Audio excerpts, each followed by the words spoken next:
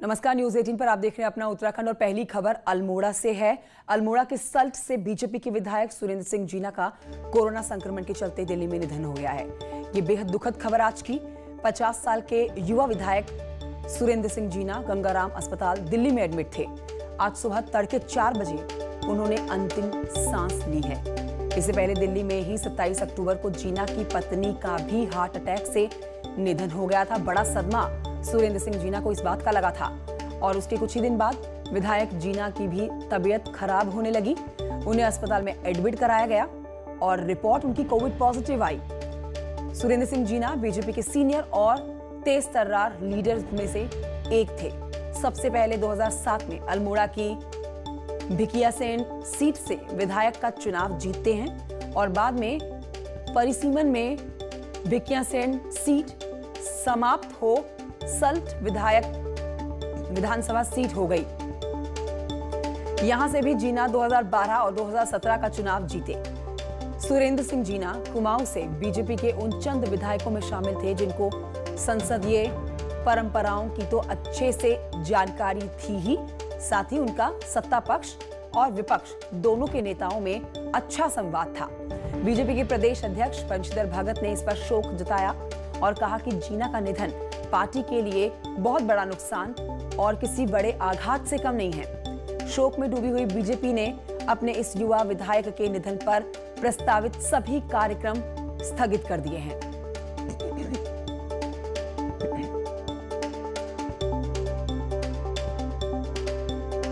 सुरेंद्र जीना बहुत ही मिलनसार व्यक्तित्व के धनी थे। हमारे बहुत अभिन्न मित्रों में से थे। 4 बार के विधायक रहे और बहुत ही हंसमुख इंसान थे। उनके 2 बच्चे हैं। अब हमें चिंता ये लग रही कि उन परिवार का क्या होगा। हमने एक बहुत अच्छा साथी खो दिया। भारतीय जनता पार्टी ने एक बहुत बड़ा कार्यकर्ता खो दिया। देखिए, सुरेंद्र जीना बहुत ही होनहार, कुशल सामाजिक और राजनीतिक कार्यकर्ता थे। उनकी दुखद मृत्यु उनके परिवार के लिए, भाजपा परिवार के लिए और उनके क्षेत्र के लिए बहुत कष्टकारी दुखद घटना है। उत्तराखंड की सल्ट विधानसभा से बीजेपी विधायक सुरेंद्र सिंह जीना की आज दिल्ली में सुबह तड़के कोरोना से मृत्यु हो गई। उनका जो इलाज है पिछले कुछ दिनों से लगातार यहाँ दिल्ली के जो गंगाराम अस्पताल है उसमें चल रहा था। कोरोना से लगातार वो लड़ाई लड़ रहे थे, लेकिन आखिरकार उन्होंने आज वो लड़ाई हार गए और सुबह तड़के तकरीबन 4 बजे के आसपास उनकी जो मृत्यु है वो गंगाराम अस्पताल में हो गई। कुछ दिन पहले उनकी पत्नी की भी मृत्यु हार्ट अटैक से हुई थी, जिसके बाद में उनको गहरा शोक बैठा था। अन्न जल तक उन्होंने त्याग दिया था, जिसके चलते उनकी तबीयत खराब हुई और तबीयत खराब होने के चलते वो कोरोना संक्रमित भी हो गए और उसके बाद उनको गंगाराम अस्पताल में भर्ती कराया गया और आज उनकी जो मृत्यु है वो हो गई। उनको सीधा यहाँ से गंगाराम अस्पताल से निकालकर और जो निगमबोध घाट है वहाँ ले जाया जाएगा, वहीं उनका अंतिम संस्कार किया जाएगा। इससे पूरे भाजपा में शोक की लहर है। कैमरा पर्सन प्रहलाद के साथ पवन गौड़, रिपोर्टर टीम, दिल्ली। इस बीच आपको बताएं कि मुख्यमंत्री त्रिवेंद्र सिंह रावत ने सल्ट विधायक सुरेंद्र सिंह जीना के निधन पर गहरा शोक व्यक्त किया। मुख्यमंत्री ने कहा है कि राज्य में एक ऊर्जावान और दूरदर्शी नेता को खो दिया है और हाल ही में उनकी पत्नी के निधन पर मैं उनसे उनके आवास में मिला था। उनकी गणना हमेशा सक्रिय रहने वाले विधायकों में होती थी। वंचित वर्गों की आवाज मुखर करने वाले तथा अपने विधानसभा क्षेत्र के विकास के लिए सतत संघर्षरत रहने वाले जनसेवक थे सुरेंद्र सिंह जीना। मुख्यमंत्री ने दिवंगत आत्मा की शांति के लिए ईश्वर से प्रार्थना की और शोक स्तब्ध परिवारजनों को इस दुख की इस घड़ी में धैर्य प्रदान करने की कामना की।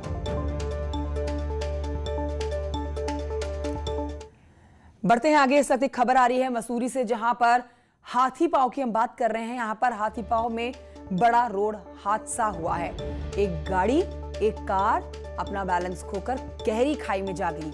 इस कार में 6 लोग सवार थे, जिनमें से 3 की दर्दनाक मौके पर ही मौत हो गई और 3 की हालत नाजुक बनी हुई है। बर्थडे पार्टी मनाने गए थे ये सभी युवक हाथी पांव और देहरादून वापसी आते समय यह हादसा होता है। 20 से 25 साल बताई जा रही है 6 के 6 युवकों की हालत। उम्र और बर्थडे वाला युवक भी हादसे का शिकार हुआ है।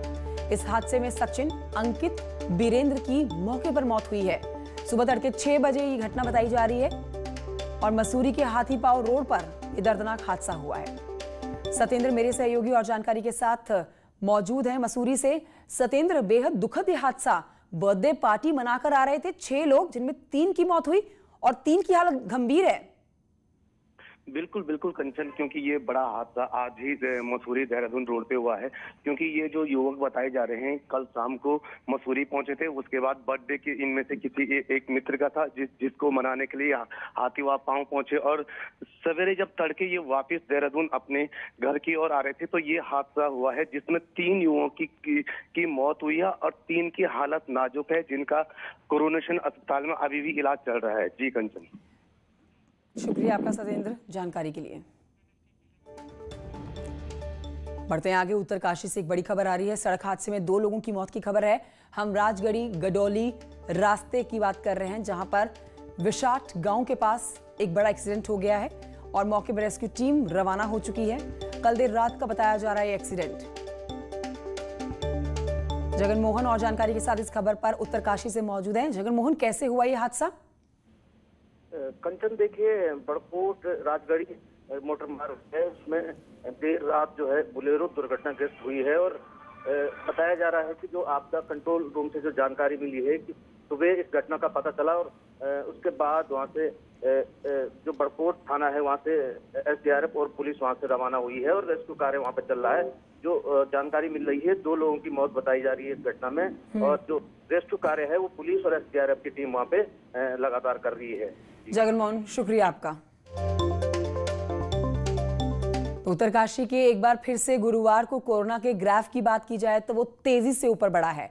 त्योहारी सीजन में 3 हफ्ते बाद कल एक दिन में 700 के पार 783, ये सटीक नंबर एकदम बता रहे हैं। एग्जैक्ट आंकड़ा जो कल आया 783 का नए मामले हैं ये, जिसमें सबसे ज्यादा देहरादून से 227 मामले आए हैं। पौड़ी भी पीछे नहीं है, पौड़ी में 108 नए मामले। राज्य में कोरोना के अब कुल मामले 66,000 के पार हैं और अगर एग्जैक्ट नंबर की बात की जाए तो 66,788 हो गए हैं कुल मामले, जिनमें 1,086 लोग अपनी जान गंवा चुके हैं। इस पर आपको बताएं कि मुख्यमंत्री त्रिवेंद्र सिंह रावत ने दिल्ली में दोबारा से कोरोना के बढ़ते हुए मामलों को लेकर अपनी चिंता प्रकट की है। 8 राज्यों के स्वास्थ्य मंत्रियों की वीडियो कॉन्फ्रेंसिंग में बोलते हुए सीएम कहते हैं कि उत्तराखंड में कोरोना का प्रसार दिल्ली में कोरोना के प्रसार पर पूरी तरह से डिपेंडेंट है। दिल्ली में उत्तराखंड के बहुत से लोग रहते हैं, फेस्टिव सीजन चल रहा है, लोग अपने घरों को आ रहे हैं और इसीलिए अगर दिल्ली में कोरोना का ग्राफ बढ़ेगा तो सीधा असर उत्तराखंड में पड़ेगा और उत्तराखंड में भी दिल्ली से आने वाले लोगों की वजह से कोरोना ग्राफ बढ़ेगा।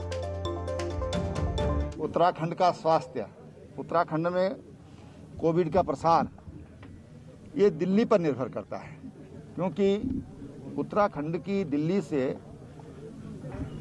बहुत करीब का रिश्ता है।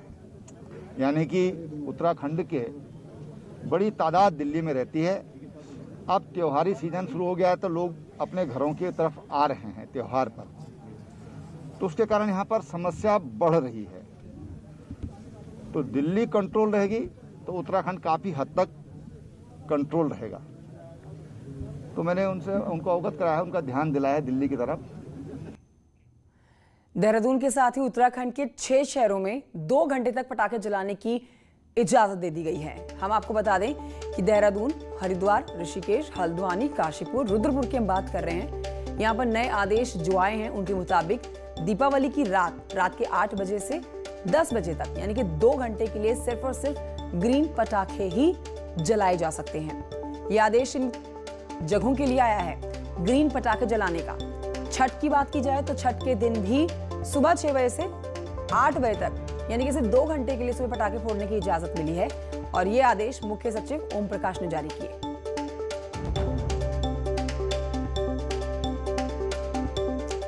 और इस वक्त एक बड़ी खबर आ रही है देहरादून से, जहां पर पटाखों को लेकर एसएसपी अरुण मोहन जोशी ने सख्त निर्देश जारी किए हैं। इस बार पटाखों पर सीसीटीवी के जरिए नजर रखी जाएगी। जहां पटाखे उड़ाए जाएंगे वहां सीसीटीवी के जरिए नजर रखी जाने वाली है। रात के 10 बजे के बाद कहीं पर भी पटाखे नहीं फूटने चाहिए, ये निर्देश जारी किए गए हैं। महज 2 घंटे के लिए पटाखे चलाने की अनुमति है। एसएसपी कहते हैं कि गाइडलाइंस का सख्ती से पालन कराया जाएगा। सभी दुकानदार सिर्फ ग्रीन पटाखे ही बेचें। निगरानी इस बात पर रखी जाएगी और अगर नियमों का उल्लंघन करने वाले लोग पकड़े जाते हैं तो उन पर सख्त कार्रवाई की जाएगी। अब बात उत्तरकाशी के वरुणावत की कर लेते हैं, जहां पर तलहटी में अतिक्रमण पर प्रशासन ने कार्रवाई करते हुए ध्वस्त उसको कर दिया है। पिछले कई दिनों से प्रशासन को अतिक्रमण की सूचनाएं मिल रही थी और जिस प्रशासन ने बड़ी कार्रवाई की है, प्रशासन ने कहा है कि आगे भी अतिक्रमण पर इसी तरह से कार्रवाई की जाएगी। मोहल्ले के आसपास कतिपय व्यक्तियों द्वारा टीन शेड का निर्माण करके सरकारी जमीन पर निर्माण किया जा रहा था, जिसको आज राजस्व विभाग, नगर पालिका और पुलिस का सहयोग द्वारा हटा दिया गया है और अब अभियान आगे भी इस तरह जारी रहेगा। जिला मुख्यालय नई टिहरी शहर की अब बात करते हैं, जहां पर सरकारी बिल्डिंगों की हालत बहुत ज्यादा जर्जर बनी हुई है, लेकिन पीडब्ल्यूडी के द्वारा इस ओर कोई ध्यान नहीं दे रहा, जिससे कभी भी कोई बड़ी दुर्घटना हो सकती है। मूलधार के एफ और के ब्लॉक की बात की जाए तो यहां पर कई बिल्डिंगों में दरारें पड़ चुकी हैं। कई बिल्डिंगों को डैमेज घोषित करने के बावजूद लोग इसमें रह रहे हैं। अब लोग रह रहे हैं या रहने को मजबूर हैं, ये दोनों ही अलग चीजें हैं। विभाग कहता है कि बिल्डिंगों की रखरखाव की वजह से बड़ा अभाव इस पर पड़ा है। हाउसिंग में हम काम कर रहे हैं जहाँ जहाँ कंप्लेंट्स आ रही हैं, क्योंकि बिल्डिंग्स हमारे पास 1200 से ज़्यादा पूर्ण हाउसिंग है और बजट उतना नहीं मिल पाता, तो इसलिए जहाँ जहाँ कंप्लेंट आती है, जहाँ जहाँ ज़्यादा सिचुएशन खराब है बिल्डिंग्स की, वहाँ हम पहले टेकअप कर रहे हैं, काम कर रहे हैं वहाँ पर। बुलेटिन में बात करते हैं श्रीनगर तहसील क्षेत्र की, जिसके अंतर्गत आने वाले पौड़ी हाईवे पर सिरसोड में एक मृत शख्स का शव जिंदा जलाकर उसके नाम पर जमीन बेचने का फर्जीवाड़ा सामने आया। अब हैरानी की बात यहां पर यह है कि फर्जी आधार कार्ड बनाकर ऐसे इंसान को भूमि का स्वामी बताया गया, जो बोल पाने में असमर्थ और मानसिक रूप से अस्वस्थ है।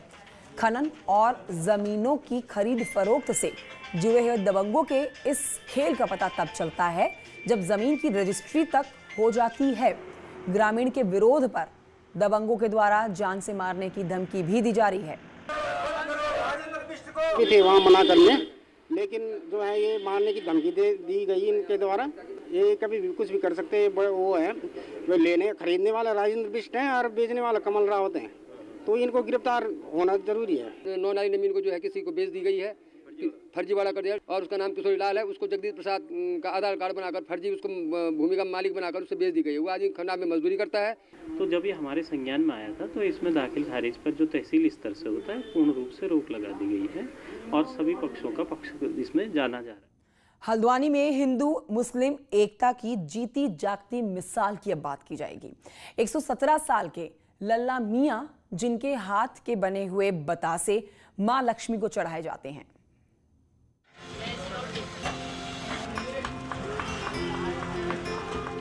हल्द्वानी के रहने वाले 117 साल के लल्ला मियां की बताशों की दुकान इन दिनों गुलजार है।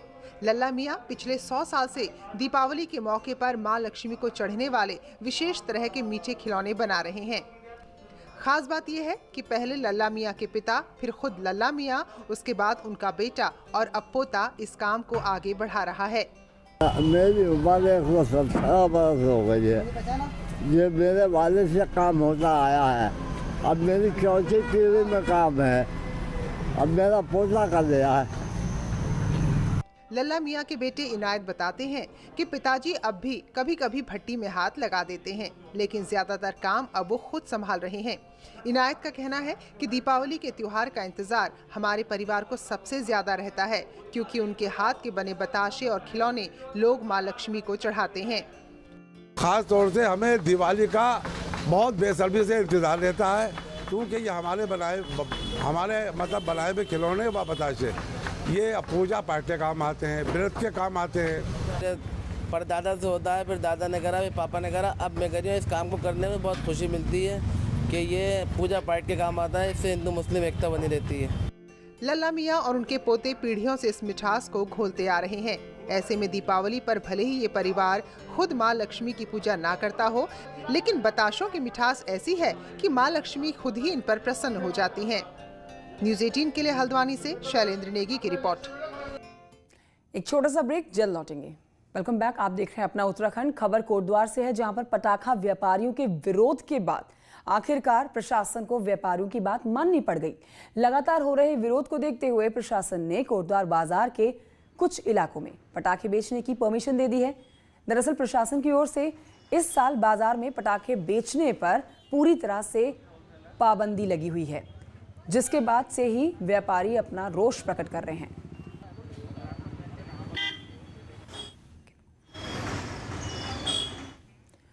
बुलेटिन में इतना ही, लेकिन जाते जाते आपको दिखाते हैं तेजी से पहाड़ एक्सप्रेस।